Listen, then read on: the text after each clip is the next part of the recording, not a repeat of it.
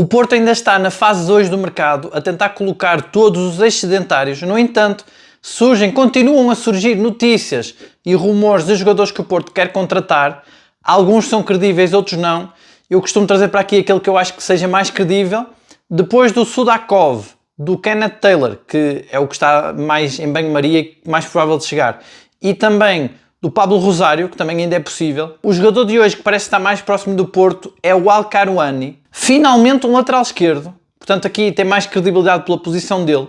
Ele jogava na Holanda, ou melhor, joga na Holanda, no Utrecht, portanto é mais um ponto a favor dele. O Farioli conhece-o, portanto acho que é credível. Teve gente que já comentou, várias pessoas comentaram no vídeo anterior dessa possibilidade do El-Karouani e realmente confirma-se, as notícias de hoje apontam para isso. É um bom lateral esquerdo, confesso que eu não acompanhei muito a carreira dele, mas fui ver os números, tem bons números, joga muitas vezes, é quase sempre titular no Utrecht, é um jogador que faz muitas assistências e ainda faz golos. O Pablo Rosário, que foi o que eu falei ontem, que era um jogador que é apontado ao Porto, que o Porto tentou desviar do Al-Shabaab, parece que tem ali problemas de negociação entre o Porto e o Nice, parece que o Nice pede mais dinheiro do que o Porto acha que ele custa. No entanto, o Pablo Rosário é um jogador que o Farioli quer. Muita gente comentou que o Pablo Rosário não seria titular no Porto, mas é um jogador sugerido pelo Farioli, ou seja, já tem um ponto a favor que o Varela não tem. O Farioli agora pode gostar do Varela, mas o Pablo Rosário é um jogador da confiança do Farioli. E depois é aquilo que eu dizia no vídeo anterior, o Farioli parece querer concorrência em todas as posições, ter mais que um jogador de qualidade para entrar. Um bocado à semelhança do que aconteceu com o Samu, que deu resultados imediatos. Assim que chegou o De Jong, o Samu começou a acertar mais, fez uma grande exibição frente ao Vitória de Guimarães.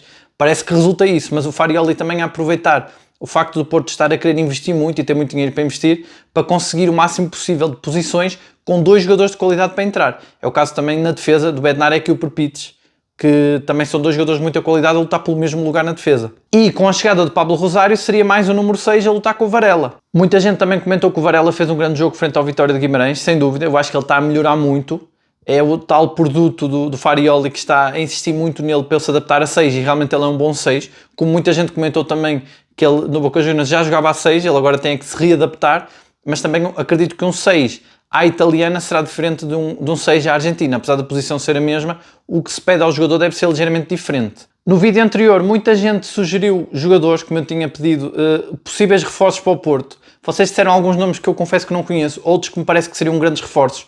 Houve aqui alguém que sugeriu o Reguilon, parece uma boa opção. Ele está sem clube, do Tottenham, o problema seria sempre o salário dele. Muita gente a dizer que só precisamos do Kenneth Taylor. O Kenneth Taylor é aquele jogador que vai até ao final do mercado de transferência do Porto, vai tentar levar até ao fim para o trazer. Eu acho que ele ainda pode assinar pelo Porto, mas não invalida a contratação de um 6, porque o Kenneth Taylor seria para jogar à frente do 6. Sugeriram também o Kaique do Cruzeiro, lateral direito. O Cruzeiro está a fazer um grande campeonato no Brasil, seria também uma boa contratação. Houve alguém também que sugeriu o Christiansen do Leicester City, esse seria bom, mas eu acho também que era caro. Eu acho que ele está avaliado nos 20 milhões de euros, se não me engano. Também sugeriram o Adjan, que seria também bom, do Young Boys. O Anthony Robinson do Fulham também seria uma boa contratação. Portanto, bons nomes que vocês sugeriram nos comentários. Agora só um vai assinar pelo Porto, e se for o El-Karouani, todos estes nomes caem, mas realmente são bons reforços. Alguns mais caros, outros mais prováveis, menos prováveis, todos bons reforços. De facto, boas sugestões. Se o Porto quiser saber bons nomes para o lateral esquerdo, é ver a caixa de comentários do vídeo anterior. Mas ainda vamos ter que esperar bastante tempo para saber se estas contratações se confirmam ou não, porque o Porto neste momento está focado então em livrar-se dos excedentários, em colocá-los da melhor forma possível para render dinheiro ao clube. O Ivan Jaime hoje é o que está mais em destaque nas notícias. Ele parece que rejeitou ser emprestado ao Brest e agora tem interessados no Canadá o Montreal, que eu acho pouco provável, uma vez que ele também rejeitou o Brest. Eu acho que preferia o Brest ao Montreal. Tem o Los Angeles dos Estados Unidos, seria interessante para ele, embora seja mais um campeonato para fim de carreira, no entanto seria um clube já com mais nome. Ou então a Turquia surge aqui sempre como opção. O Gruitch também parece estar muito bem encaminhado para ir para a Turquia, porque eles pagam salários altos. Normalmente estes jogadores querem manter o salário. O Gruitch então, que tem um salário de 2 milhões de euros, é um salário muito alto, dos mais altos do Porto. Vai ser muito bom para o Porto livrar-se desse salário, mas não é qualquer clube que paga. Agora, no caso do Gruitch também se fala do Estrela Vermelha, que é o clube de coração do Gruitch, e acho que há a possibilidade dele aceitar baixar o salário para jogar no clube de coração. Também tem essa possibilidade, talvez a mais forte.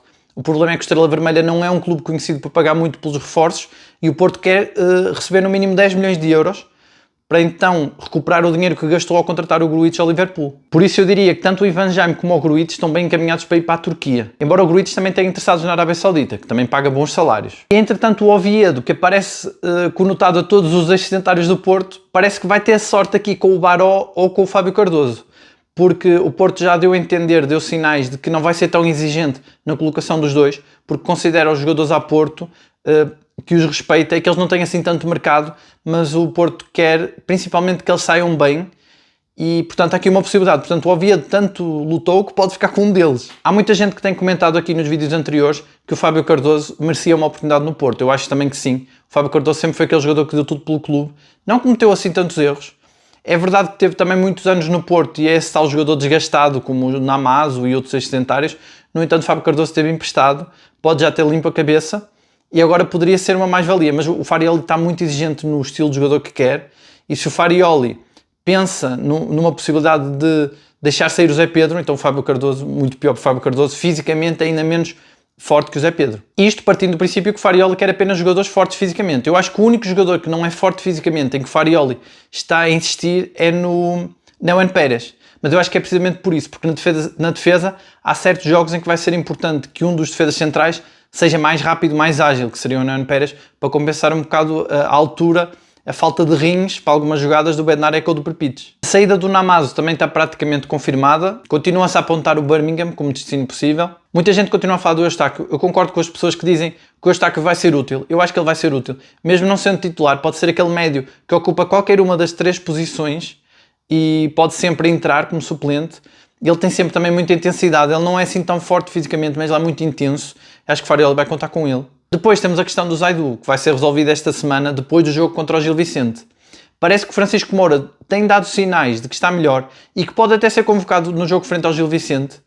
Se o Francisco Moura jogar frente ao Gil Vicente, realmente é o fim de linha para o Zaidu, mas eu já disse aqui, se o Zaidu joga frente ao Gil Vicente, se fizer uma boa exibição, tem que ser uma exibição a roçar a perfeição, pode ser que o Farioli repense e fique com ele. Mas com a chegada do El Karouani e a recuperação de Francisco Moura fica mais difícil para o Zaidu.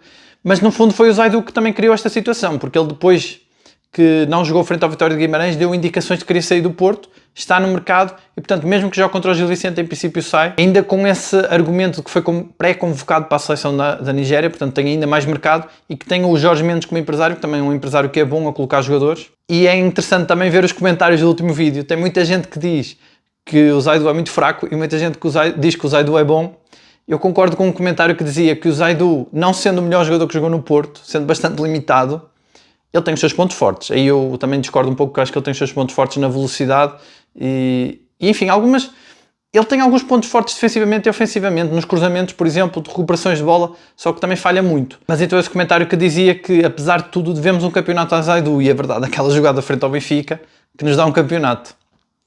Um pouco a imagem do Kelvin, se bem que aqui há diferenças porque o Zaidu jogou mais jogos, mas acaba por ser aquele jogador que nunca entrou no gosto dos adeptos, que nunca foi aquele craque imprescindível, no entanto deu um título. E também muita gente comenta que o Zaidu vai ser importante no balneário, isso também é verdade, porque é um jogador que já está há muitos anos no Porto, já foi campeão pelo Porto e pode passar essa mensagem aos jogadores novos, isso é verdade. Só que o Zaidu, como tem uma ambição para jogar, fica complicado. Se o Porto contrata mais um lateral esquerdo, fica complicado para ele. Agora, também se fala que o Porto está à procura de um lateral direito. A minha pergunta é, se o Porto contrata mais um lateral direito, onde fica o Martim Fernandes nessa história? Tudo bem que o Martim Fernandes é jovem, mas é aquilo que eu costumo dizer, o Martim tem 19 anos, o Froholt também tem 19 anos, o Froholt é titularíssimo e indiscutível. Portanto, o Martim também pode ser. Mas num cenário em que o Porto tem 3 laterais direitos, sendo que 2 são reforços, e o Alberto Costa já mostrou muita qualidade, o Martim seria a terceira opção. Também ficava complicado para ele continuar no Porto. Será que o Martim até setembro pode sair? E ficamos então com estas indicações, que o Porto vai contratar um extremo direito, um 6, um criativo, 2 laterais, um direito e um esquerdo, e provavelmente um defesa central. Ainda é muita gente que ainda vai chegar, também são muitos ex-sedentários que vão sair, e o Porto vai ficar com um plantel com uma profundidade que já não se vê há muito tempo.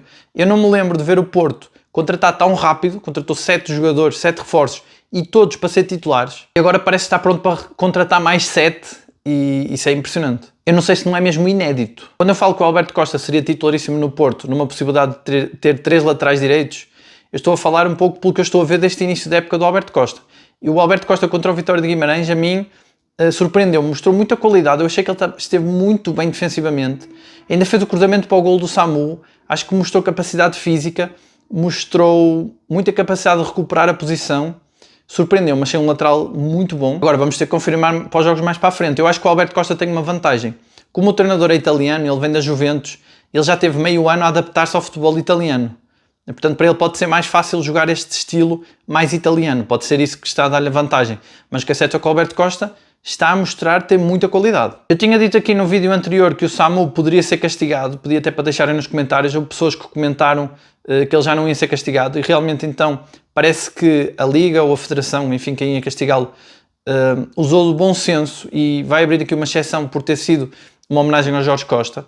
Havia alguém que comentava nesse vídeo que era bonito ver que benfiquistas e sportinguistas, ninguém contestou esta decisão. E realmente mostra como o Jorge Costa é unânime. Não é que seja unânime, mas é um jogador que de facto inspira muito respeito no futebol em geral. Também é um jogador da Seleção Nacional e realmente é bonito ver esse gesto. No entanto, o Samu arriscou, mas pronto, parece que correu bem. O Samu, que contra o Gil Vicente deve continuar a titular. O Samu tem que estar vigilante porque tem o De Jong ali a espreitar a titularidade, e eu acho que o Samu prepara-se para fazer mais um grande jogo frente ao Gil Vicente, porque não há outro caminho. E ele já mostrou, frente ao Vitória de Guimarães, eu não sabia disto, eu achava que o Samu não jogava bem sob pressão, mas ele mostrou frente ao Vitória de Guimarães que é o contrário. Quando pressionado por outro jogador que pode roubar o lugar é quando ele joga mais. Eu acho que aquela exibição dele frente ao Guimarães, aquela super exibição, teve muito a ver por ter um possível titular no banco ali à espreita. Quem fica pior nesta história é o Denis Gul, ele também é jovem, pode aproveitar esta época para se adaptar, vai ser o terceiro avançado. O máximo que ele pode aspirar é jogar nas taças, ou esperar que alguém se lesione, esperemos que não, entre o Samu e o De Jong, porque acho que o Denis Gul fica de facto a perder aqui. E ele podia sair como excedentário, mas como vai sair o Namazo, acho que o Porto não vai deixar sair dois, porque aí teria que contratar outro avançado, seria um desperdício, porque o Denis Gul também só teve uma época no Porto. O Denis Gul, que eu achava que ele ia dar mais, ele quando chegou ao Porto eu achava que ele tinha mais qualidade, talvez ele ainda não se tenha adaptado bem, também foi uma época difícil, complicada. E este Farioli é exigente, já vamos falar outra vez do Mora, que muita gente comentou também, que de facto o Rodrigo Mora nem ele consegue entrar, porque o Farioli é muito exigente e pode ser isso que está também a prejudicar o Denis Gul. No entanto, o Denis Gul na época passada mostrou pouca capacidade goleadora, quando entrou não fez muita diferença, e eu pensei que ele tinha mais qualidade. Vamos ver como é que vai ser esta época como terceiro avançado. O Porto tem então esta vantagem no início da época, que também já não acontecia há muito tempo, de começar com um 11 muito bem definido, com os titulares muito claros, com exceção do lateral esquerdo. E depois com este trabalho quase milagroso de Farioli, que em apenas um mês conseguiu inserir tantas rotinas na equipa, que às vezes dá a impressão que esta equipa já joga junto há mais tempo. E então esses reforços que vêm agora não precisam de entrar diretamente na equipa, até porque nem podem entrar todos, porque vão ser muitos. Vão dar uma profundidade, isso sim, muito grande à equipa, vão dar mais concorrência a esses titulares, aumentando assim essa tal intensidade que o Farioli diz querer ainda mais, que ele disse no fim do jogo com o Vitória de Guimarães, que não estava satisfeito com toda aquela intensidade, que encheu as medidas dos adeptos, mas que ele queria mais. Portanto, é muito fácil prever o 11 que vai jogar frente ao Gil Vicente na segunda-feira, nesse estádio que vai estar cheio de portistas, apesar do preço dos bilhetes, o estádio vai estar cheio, é esse mar azul que vai empurrar a equipa, que bem precisa, porque é um jogo bem difícil, num estádio complicado, ainda por cima para jogadores novos que não conhecem estes ambientes, que é a primeira vez. E olhando então para este 11, as únicas alterações que podem haver nos próximos jogos é só mesmo o defesa central, que o Nuno Pérez pode sair e entrar o Perpites, vai depender muito das exibições dele, e a lateral esquerda, que vai naturalmente sofrer alterações. O Zaidu deve sair, e depois ou entra o Francisco Moura, ou esse tal reforço, que pode ser o El Karouani. A mim salta-me à vista o meio-campo do Porto, que se tiver duas opções para cada posição, uma vez que o Porto está à procura de um 6 e de mais um médio para jogar à frente do 6, que pode ser um criativo ou um 8, salta-me à vista que o Mora fica como excedentário ali no meio campo. Porque imaginemos que o Porto contrata o Pablo Rosário ou outro jogador equivalente, da mesma posição, fica com Varela e Pablo Rosário. Para o suplente do Froholt natural seria o Eustáquio, e o suplente do Gabri Veiga seria esse outro jogador que chega, por exemplo o Kenneth Taylor. Se o Mora conta como médio, fica com ainda menos espaço no meio campo do Porto. Se o Porto contrata um extremo-direito é porque não conta com o Mora também como extremo-direito. Começa a ficar apertado para o Mora. Talvez ele fique como uma espécie de pivô neste plantel, que possa jogar em várias posições, mas está complicado. Havia alguém que comentava no vídeo anterior com piada que o Porto estava a esconder o Mora do mercado, pode ser também para não o vender, para tentar desvalorizá-lo, para ninguém reparar nele. Chegou-se a falar até do Real Madrid estar interessado nele e assim baixa um bocado as expectativas e pode ser que então a partir de 1 de setembro, quando fechar o mercado, o Mora comece a jogar. De qualquer forma, a minha previsão para este problema, que não é um problema de Rodrigo Mora, enquanto o Porto estiverem assim a jogar tão bem e em grande forma, não é um problema. É mais um problema para o jogador do que para o clube. Mas eu acho que a solução para o Mora pode ser, ou ele começa a jogar mais para outubro, ali para o meio do campeonato, ou então em janeiro vai sair. Acho que não se vai resolver agora neste mercado de verão, porque é muito em cima e ainda não deu para perceber, porque o treinador diz que conta com ele, os sinais são de que conta com ele, mas depois não o coloca a jogar, o jogador parece insatisfeito e fica aqui uma dúvida. Os adeptos acreditam que ele pode ainda entrar mais tarde porque é jovem, mas eu acho que ele vai esperar até janeiro. Acho que vai ser em janeiro que vamos ter realmente a resposta, se o Mora fica ou não, se é titular nesta equipa ou não. E eu acho que ele tem qualidade e pode ser titular nesta equipa. Eu concordo com quem diz que ele ainda é jovem e pode vir a entrar. Agora, também eu faço sempre esta comparação. O Froholt tem quase a idade dele e é titular.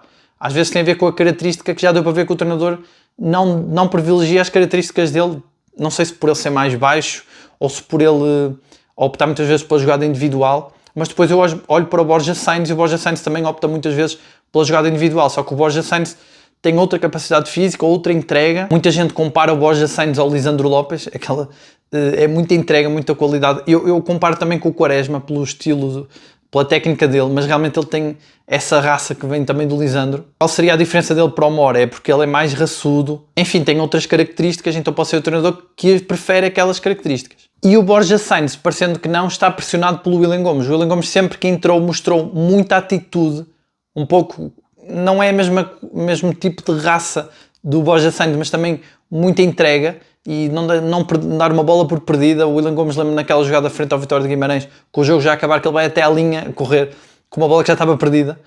E portanto o Borja Sainz acaba por estar ali pressionado pelo Willian Gomes. Só o PP, que ainda não está pressionado por ninguém.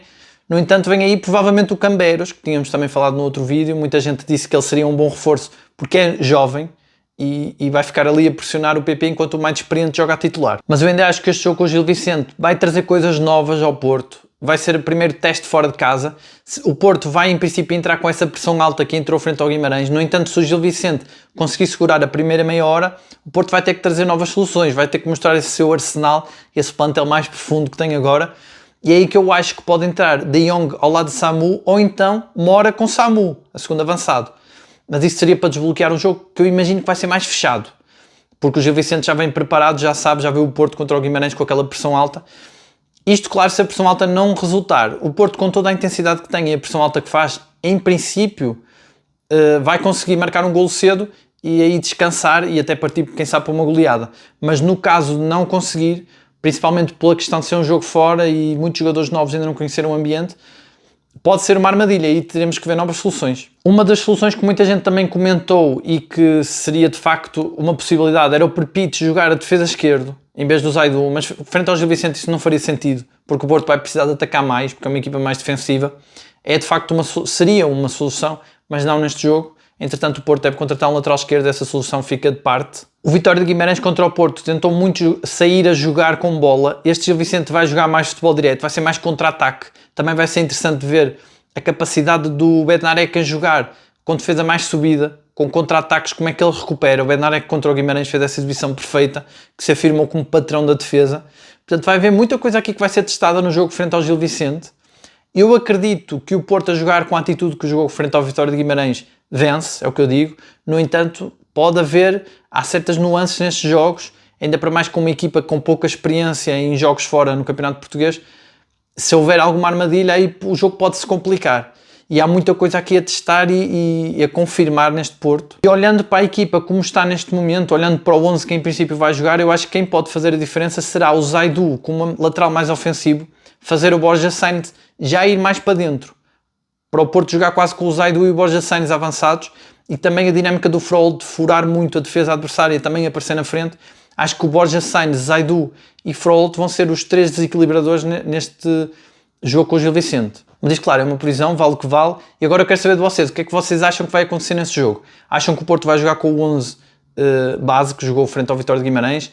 Concordam que os jogadores-chave vão ser estes três ou acham que vão ser outros? Acham que o Rodrigo Mora pode ser o desbloqueador deste jogo ou acham que não vai chegar a ser preciso que ele entre sequer? O que é que vocês acham do El Karouani? Se é um bom reforço para a lateral esquerda do Porto? Quem é que o Porto vai conseguir ainda contratar até setembro? Será que vai conseguir contratar o Kenneth Taylor? Será que vai contratar um lateral direito ou não é preciso? Quais são as posições que é mais preciso reforçar? Se acham que o Rodrigo Mora, com a chegada de mais 2 médios, ainda tem lugar no Porto, ou se ainda vai ter um lugar pelo menos relevante no Porto. Se vocês acham que este 11 do Porto vai ficar ainda mais forte e com mais dinâmica junto e que vai jogar sempre ele, ou se acham que vai haver mais rotatividade e daqui a uns meses já não vão ser estes os titulares. Deixem os vossos comentários, já sabem que eu leio todos. Se souberem de alguma notícia de última hora, deixem também nos comentários. Já sabem, muito obrigado por assistirem. Deixem o like, subscrevam o canal se ainda não subscreveram e até amanhã.